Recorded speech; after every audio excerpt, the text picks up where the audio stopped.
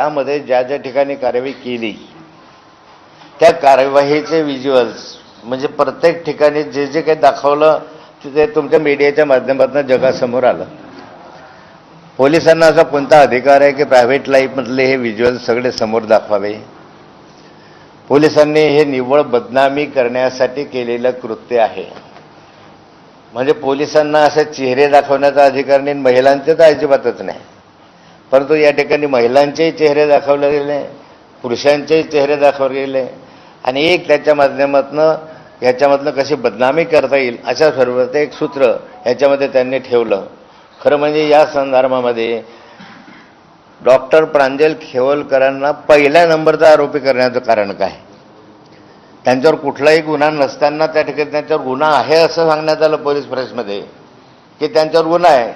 त्यांच्यावर आजपर्यंत आयुष्यात एकही गुन्हा नाही, ते गुन्हेगार प्रवृत्तीचे नाही, ते एक वैद्यकीय क्षेत्रातलेलं नावाजलेलं नाव आहे. अशा स्वरूपामध्ये खोटं त्या संदर्भामध्ये पोलिसांनी करणं की यांच्यावर गुन्हे दाखल आहे आणि त्यांना पहिल्या क्रमांकावर दाखवणं. वास्तविक ज्या ठिकाणी पोलीस म्हणतात की अंमली साठा सापडला 2.7 काहीतरी ml, तो जो सापडला तो एका मुलीच्या पर्समध्ये सापडला. हे आपल्याला त्यांच्या चित्रीकरणामधून दिसतंय.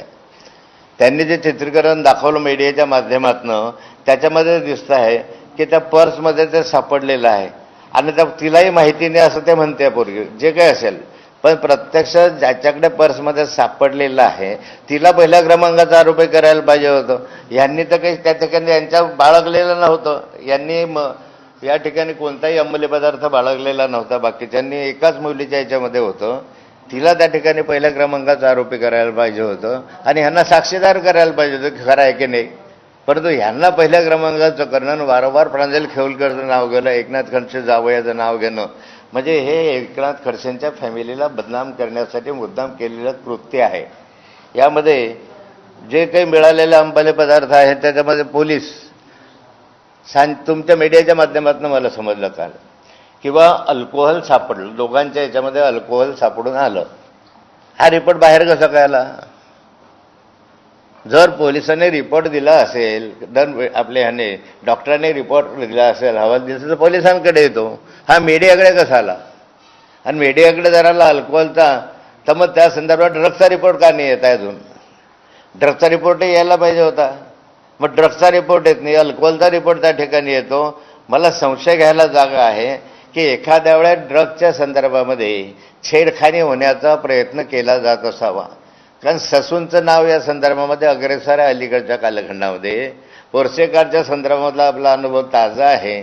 त्या ठिकाणी ब्लडमध्ये सगळं बदलवण्याचा प्रकार घडला. 2 आज अजूनही डॉक्टर्स जेलमध्ये आहे. त्यामुळे पोलीस कदाचित त्याच्यात टेम्पर करण्याचा प्रयत्न करत नाही ना. मग अल्कोहोलचा या संदर्भामध्ये जर अहवाल येतो हा येत नाही.